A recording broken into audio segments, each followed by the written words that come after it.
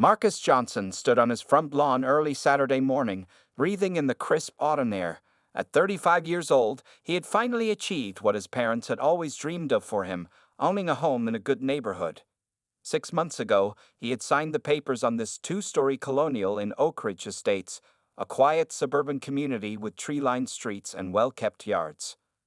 The journey to homeownership hadn't been easy.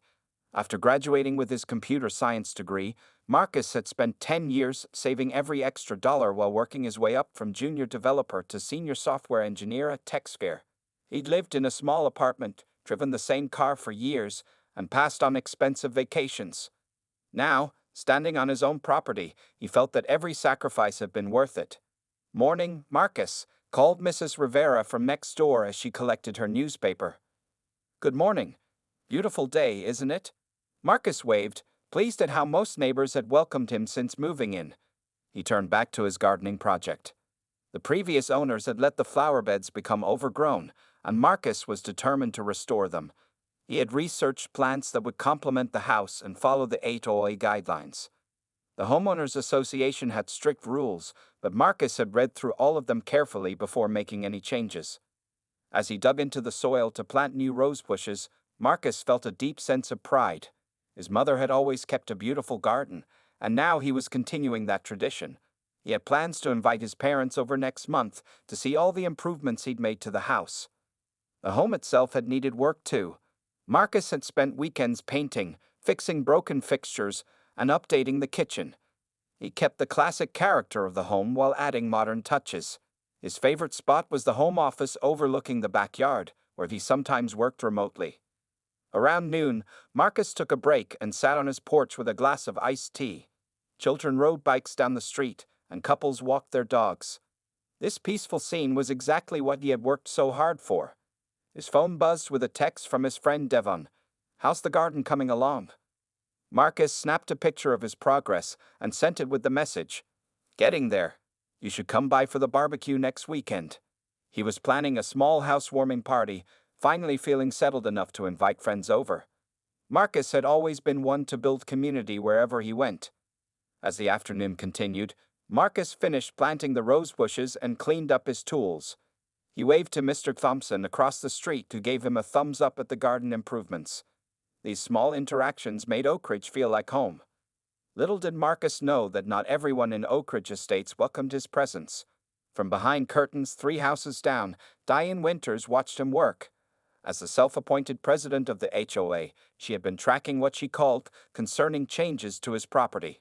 Her lips pressed into a thin line as she made notes on a clipboard about the new landscaping. "This simply won't do," she muttered to herself, reaching for the HOA rulebook. Someone needs to remind the new tenant about proper procedures. As Marcus finished his productive day of gardening and headed inside, he remained blissfully unaware of the storm that was brewing just down the street. A storm named Diane, who was about to challenge his right to be there at all. The next morning broke with golden sunlight streaming through Marcus's kitchen windows. He hummed to himself as he poured coffee into his favorite mug, a gift from his sister when he closed on the house. The weekend stretched before him with plans to finish his front yard project and maybe catch the basketball game that evening. As Marcus stepped outside with his coffee, he noticed a white envelope stuck to his front door. Curious, he pulled it off and opened it to find a printed note with the Oak Ridge Estates HOA letterhead. "Violation, no to the CE. Unauthorized landscaping modifications," the bold letters announced at the top. Marcus frowned, reading through the detailed list of supposed infractions. According to the notice, his new rose bushes weren't on the approved plant list, and he had failed to submit proper documentation before making changes to the property's appearance. "That can't be right," he muttered, remembering how carefully he'd studied the HOA handbook. The roses were specifically listed as approved plants on page 12. The sound of footsteps on the walkway made Marcus look up. A woman in her 50s with perfectly styled blonde hair and wearing a bright pink cardigan approached with determined steps. Her smile didn't reach her eyes. "Good morning, I'm Diane Winters, president of the Oak Ridge Estates Homeowners Association," she announced, extending a manicured hand. "I see you've received our notice." Marcus shook her hand. "Yes, just now, but there must be some mistake. These roses are on the approved list." Diane's smile tightened. "Well, The thing is, any changes require prior approval, regardless of the plant type. I don't recall seeing any paperwork from you. She glanced around his yard with narrowed eyes. How long have you been staying in this house? The emphasis on staying wasn't lost on Marcus. I moved in 6 months ago, he replied evenly. I'm the homeowner. Something flickered across Diane's face, surprise mixed with doubt. Oh, I was under the impression this was a rental property, she said with a tight laugh. Mr. Davidson moved to Florida, and we weren't properly informed about the new tenant. Owner, Marcus corrected firmly. I purchased the house from Mr. Davidson. I have all the paperwork if there's been some confusion with the HOA records. Diane seemed to ignore this statement as she pulled out her phone and began taking photos of his yard. What are you doing? Marcus asked, setting his coffee down on the porch railing. Documenting the violations for our files, she replied without looking up. You'll need to remove these unauthorized plants within 7 days or face a fine of $50 per day. Marcus took a deep breath. I'd be happy to show you the handbook where it clearly lists these roses as approved plantings. The handbook is just a guide, Diane said dismissively. The board has final say on all modifications. You might be more comfortable in another neighborhood with fewer restrictions. Before Marcus could respond, she handed him another paper, a printout of all HOA rules with numerous sections highlighted. Since you're new to our community, she said with an artificial sweetness, you might benefit from reviewing these again. We take pride in maintaining certain standards here at Oak Ridge. As she turned to leave, she added over her shoulder, oh, and her garbage bins were visible from the street on Tuesday. That's another violation. Have a nice day. Marcus stood on his porch, violation notices in hand, watching as Diane marched down the sidewalk and stopped to chat warmly with another neighbor. The contrast between her cold interaction with him and her friendly demeanor now was striking. He looked down at his carefully planted rose bushes and felt something sink in his stomach. This wasn't about plants or garbage bins. Somehow, he knew this was just the beginning. 2 weeks passed, and Marcus's mailbox filled with increasingly aggressive violation notices. Each morning, you would find a new piece of paper tucked into his door frame or taped to his mailbox, listing supposed infractions he hadn't committed. Lawn height exceeds 3.5 inches. Unapproved vehicle in driveway. Excessive noise after 8 p.m. The last one particularly bothered Marcus, as he had been out of town at a work conference on the date in question. It was becoming clear that facts didn't matter in Diane's campaign against him. On Tuesday afternoon, Marcus spotted Diane standing on the sidewalk in front of his house, taking photos with her phone. When she saw him watching through the window, she didn't stop or look embarrassed. Instead, she waved the latest violation notice in the air before placing it on his doorstep with dramatic flair. That evening, Marcus received an email notification about the monthly HOA meeting scheduled for Thursday at 7 p.m. in the community center. He decided it was time to address these issues directly with the entire board. When Thursday arrived, Marcus dressed in a blue button-down shirt and khaki pants, bringing a folder containing all the violation notices along with photos disproving each claim. He arrived 10 minutes early, finding the community center's meeting room already half-filled with neighbors. Some nodded politely, while others avoided eye contact altogether. Diane sat at the front table with 4 other board members, shuffling papers importantly. She glanced up when Marcus entered, her smile tightening. Welcome, everyone, she began once the clock struck 7. We have a full agenda tonight. For 40 minutes, the board discussed mundane issues, community pool maintenance, upcoming summer events, and a proposal for new streetlights. Finally, they opened the floor for resident concerns. Marcus raised his hand immediately. When acknowledged, he stood and introduced himself.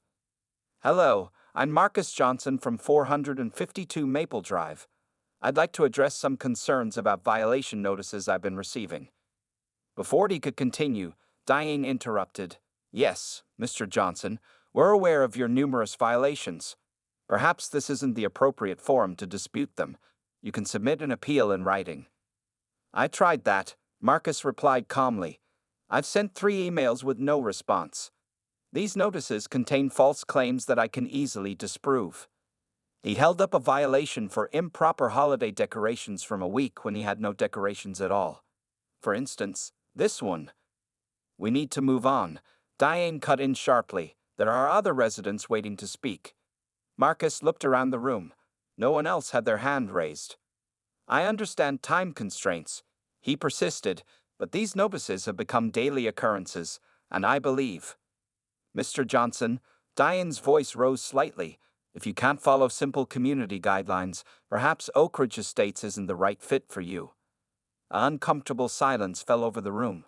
Several neighbors shifted in their seats, looking down at their hands or phones. An older man in the back finally spoke up. I think we should hear him out, Diane. That seems only fair. Diane's face flushed pink.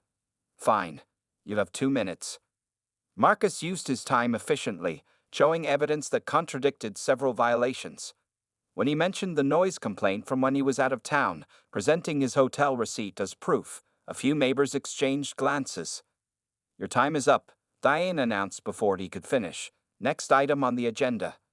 As the meeting continued, Marcus noticed a few neighbors watching him with newfound interest.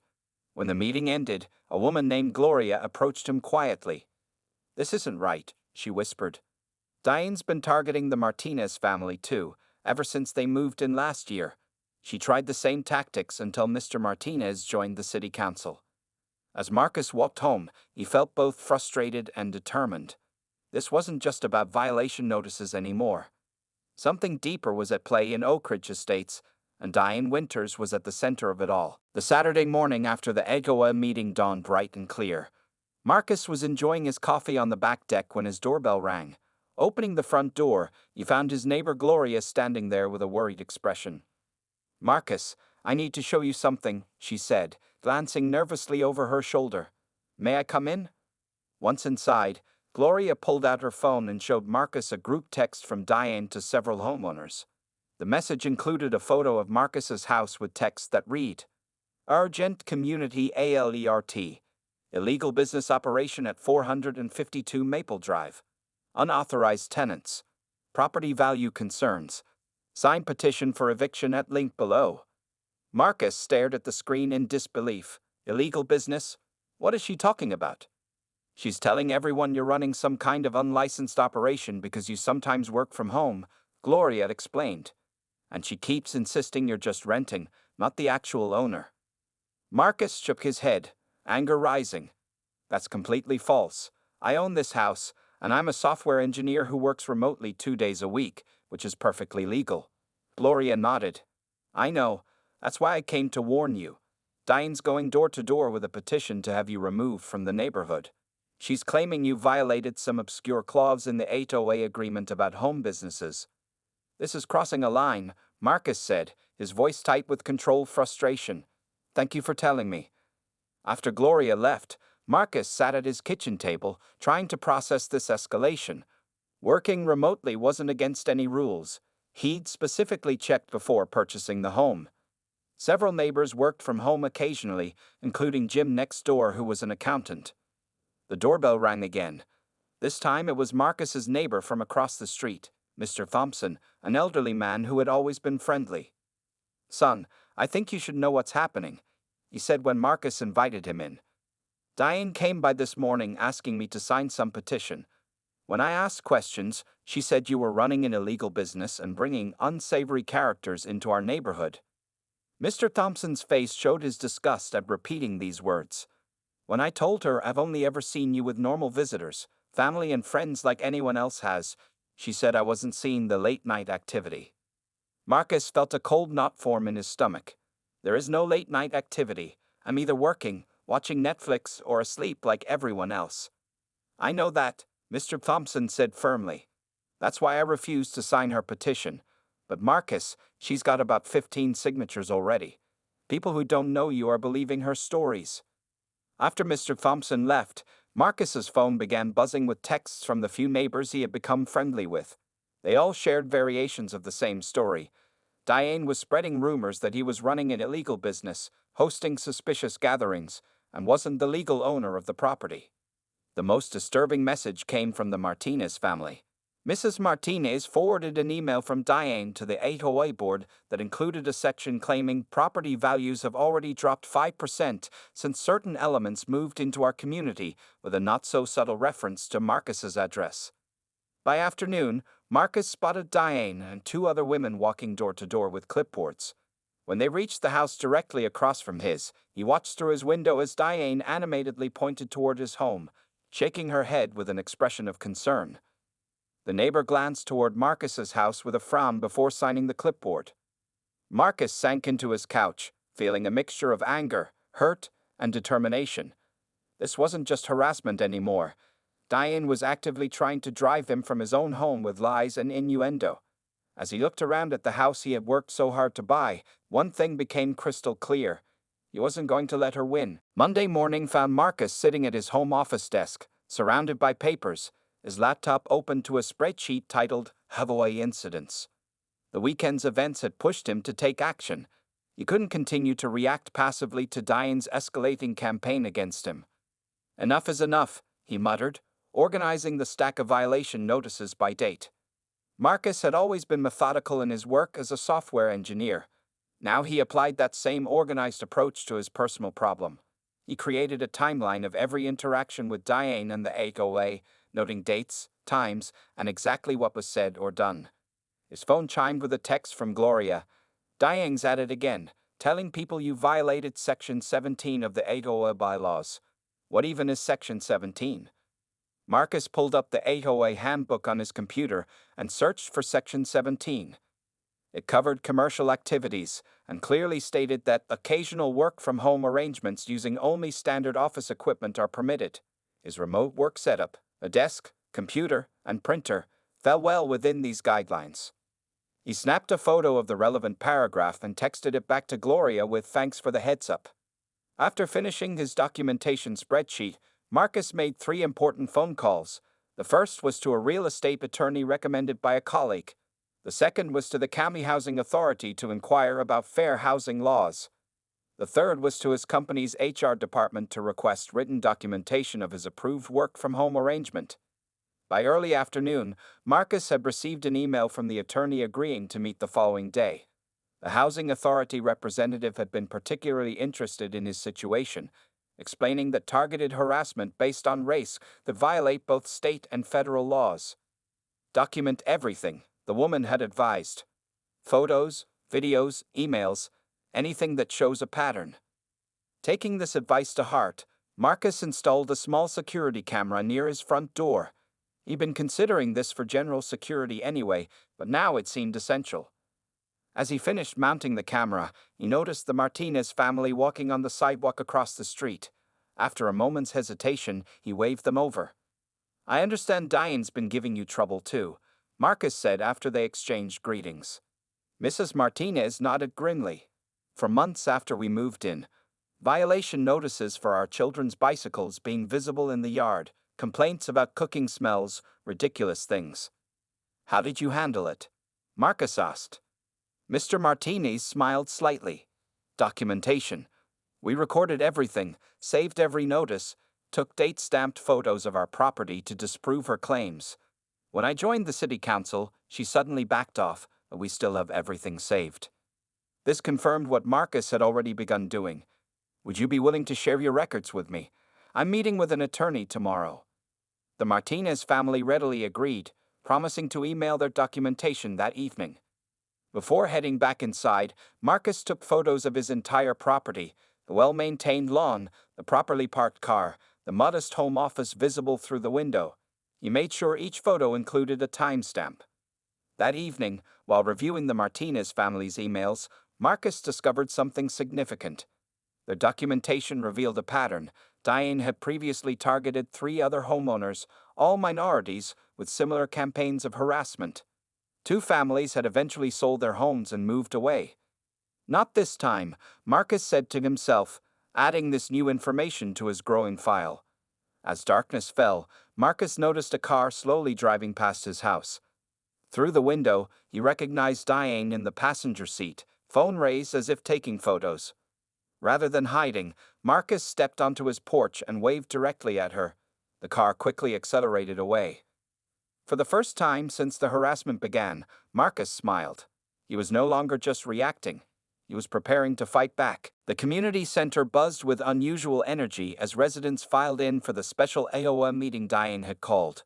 The room was more crowded than usual, with nearly 50 homeowners filling the rows of folding chairs. Marcus arrived early, dressed in a crisp navy suit, carrying a leather portfolio folder. He nodded politely to those who met his eyes, noting the mix of curious and uncomfortable glances. Diane sat at the front table, practically glowing with satisfaction as she shuffled her papers importantly. Next to her sat the other 4 board members, looking far less enthusiastic about the evening's agenda. At precisely 7:00 p.m., Diane tapped her microphone. "Welcome, everyone, to this special meeting of the Oak Ridge Estates Homeowners Association. We have a serious matter to discuss tonight." She launched into a carefully worded speech about community standards and protecting property values before getting to her real purpose. "It has come to the board's attention that we have a resident operating outside our clearly established guidelines," she announced, not looking directly at Marcus, but making it obvious who she meant. "I've gathered significant documentation of these violations." Diane clicked a remote, and a slideshow appeared on the wall. The first slide showed Marcus's house with circles drawn around supposed violations, most of which were either minor or completely fabricated. Additionally, she continued, "I collected signatures from 28 concerned homeowners who believe this situation warrants immediate action." She dramatically lifted her petition with its collection of signatures. Several people in the audience shifted uncomfortably, perhaps regretting adding their names to something they didn't fully understand.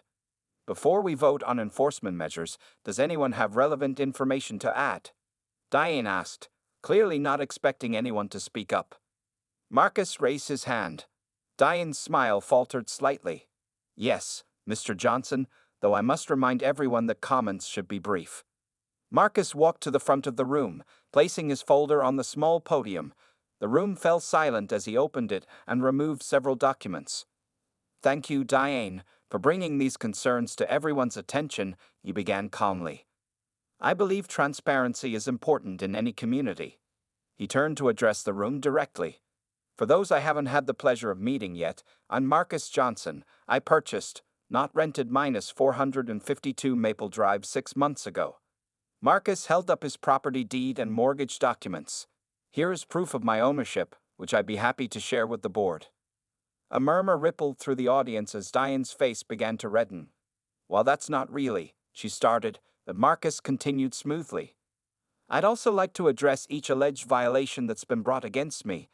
He clicked his own remote, and the screen changed to show his property with dated photos that clearly contradicted Diane's claims. "As you can see, my lawn has never exceeded the height requirement. My garbage bins are stored properly. The rose bushes I planted are on the approved list, page 12 of our handbook." He flipped through each accusation methodically, dismantling them with evidence. The room grew increasingly uncomfortable as Marcus's presentation continued. Some neighbors began whispering to each other.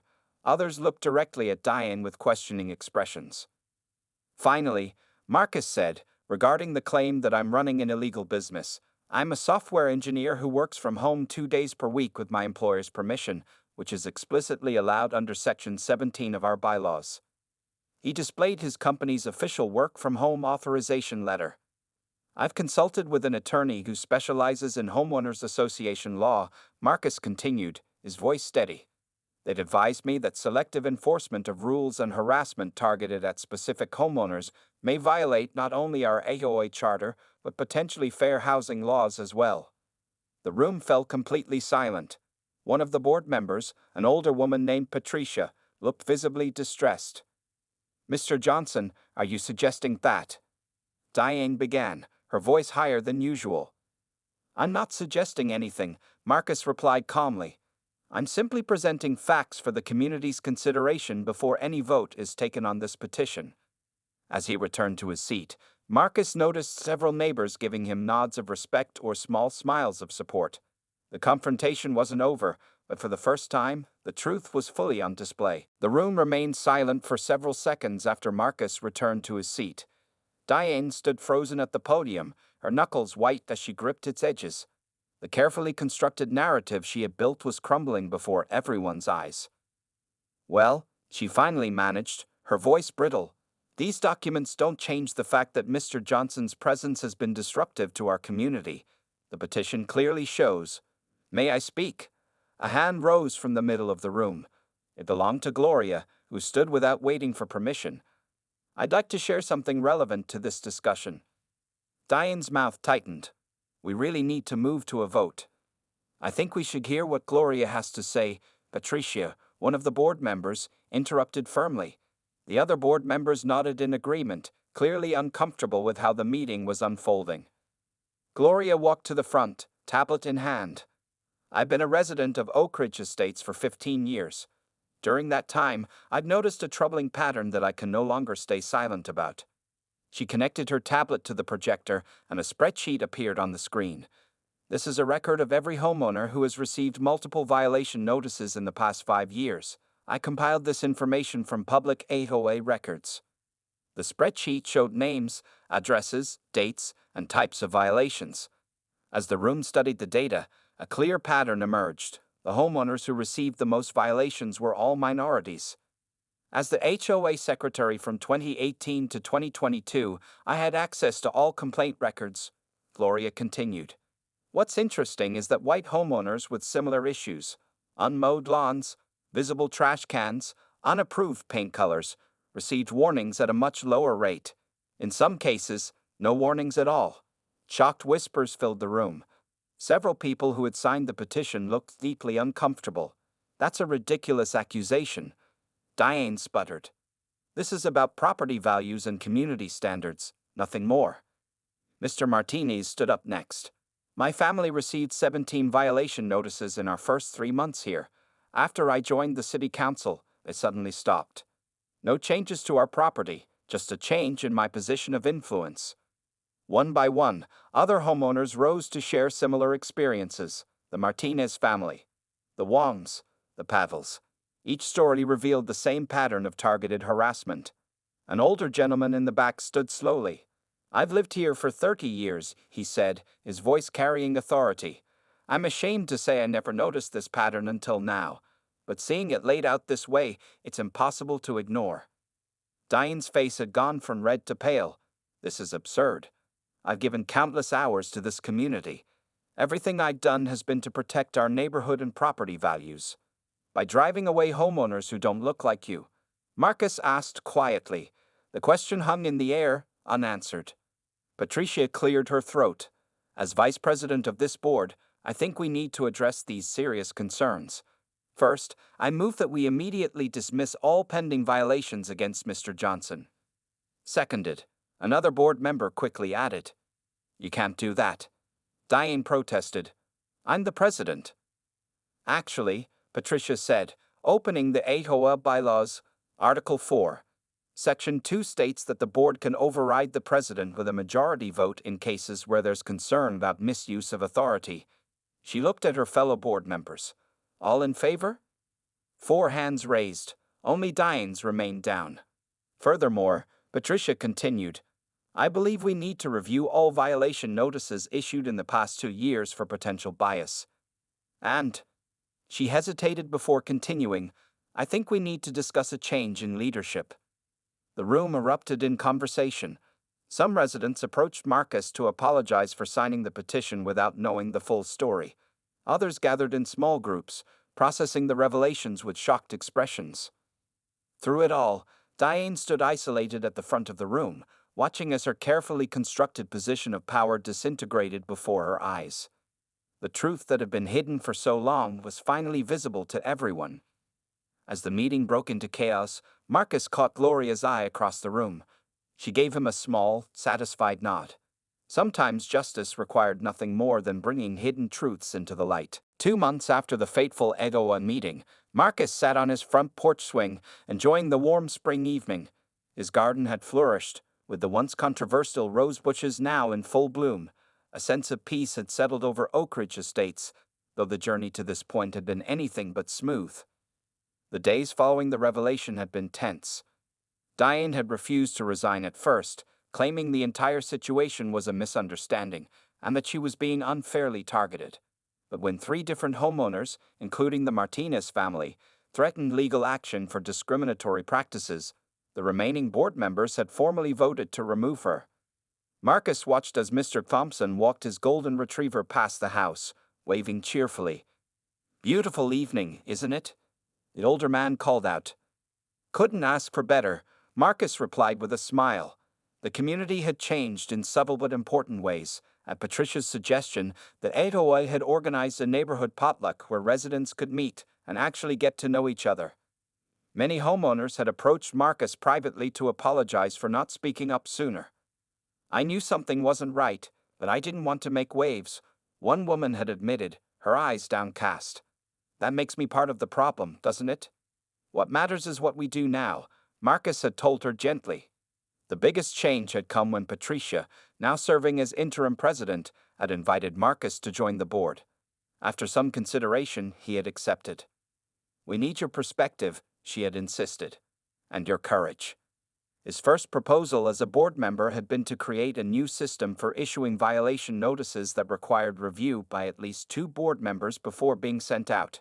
His second had been to organize an educational session on fair housing laws, which every board member was required to attend. Today marked another milestone. Marcus checked his watch and stood up as a moving truck turned onto Maple Drive. It stopped in front of the house that had been empty since Diane moved out 3 weeks ago, unable to face her neighbors after her public disgrace. A young couple emerged from a car parked behind the truck, a woman in a headscarf and a man carrying a small child. The Ahmads, if Marcus remembered correctly from the new resident information he received as a board member. Without hesitation, Marcus walked across the street to greet them. "Welcome to Oak Ridge Estates," he said warmly, extending his hand. "I'm Marcus Johnson, your neighbor from across the street and a member of the HOA board." Mrs. Ahmad looked momentarily apprehensive. Perhaps they'd heard stories about difficult homeowners associations, but her husband smiled and shook Marcus's hand. "Thank you for the welcome," Mr. Ahmad replied. "We're excited to be here." "We're having a community barbecue this weekend," Marcus told them. "It would be a great opportunity to meet everyone. And if you need any help settling in, many of us are happy to lend a hand." The relief on their faces was visible. As they chatted, other neighbors emerged from their homes, coming over to introduce themselves and offer assistance with the move. Later that evening, as Marcus watered his garden, he reflected on how much had changed.